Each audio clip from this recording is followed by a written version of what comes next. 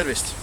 Mina olen Sten Närm, põline Saku elanik ning hetkel Tallinna Tehnikaülikooli üliõpilane informaatika erialal.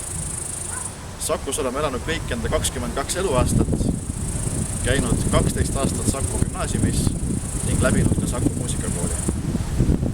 Lisaks koolis käimisele olen ka väga aktiivselt oma nooruses osa võtnud muudest asjadest, mida Sakus saab teha, näiteks osalenud õpilase esimese töös, käinud väga mitmetes trennides, mida Sakus saab teha ning osalesin ka eelmistel kohalikel omavalitsuse valimistel.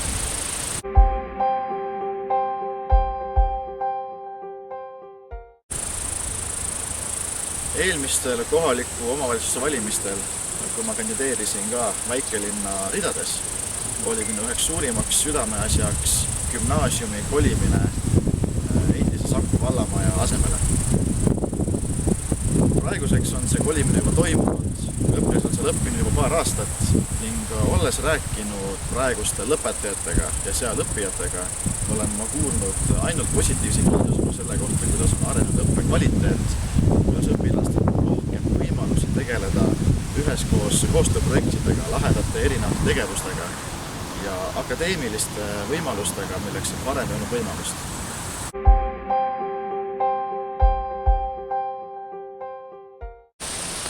Sakus on minu jaoks kõige tähtsamateks teemadeks just noored, nendega seotud tegevused ning ka haridus.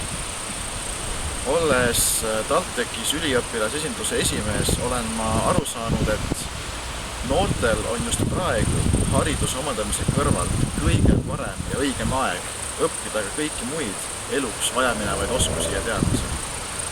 Ma tean, et Saku gümnaasiumis on selleks juba võetud väga häid samme, alati saab ka liikuda veel rohkem paremuse poole.